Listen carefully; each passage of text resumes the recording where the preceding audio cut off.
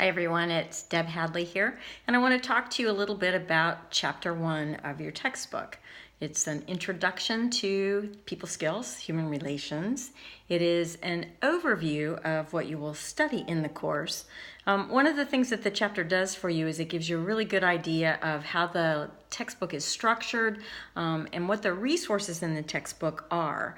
As you go through Chapter 1 and subsequent chapters, you'll see that the textbook is loaded with self-assessment opportunities. And the reason for that is that this is a very personal course in many senses because each of you are arriving here at a different place with different skill development needs. So one of the things you'll find as I've set up the assignments in the course is you'll have some choices to make about what assessments you complete, and I expect that you will choose assessments that you believe are most relevant to your own personal career goals and skill development needs. So that's what Chapter 1 is going to be all about, and if you don't know why people skills are important, believe me, by the end of the chapter, I think you'll have a pretty good overview of the importance of these skills. In the introduction to the course, I told you about how the most successful people I knew were really ones who had mastered those skills. Here's another little fact I think you'll find interesting. It's been about 10 years ago, but the Wall Street Journal did a study of human resources directors of large corporations to find out why people get fired.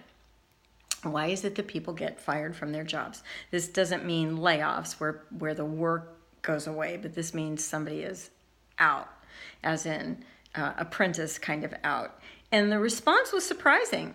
In 85% of the cases, the human resources directors reported that it wasn't that the individual was incapable of performing his or her job.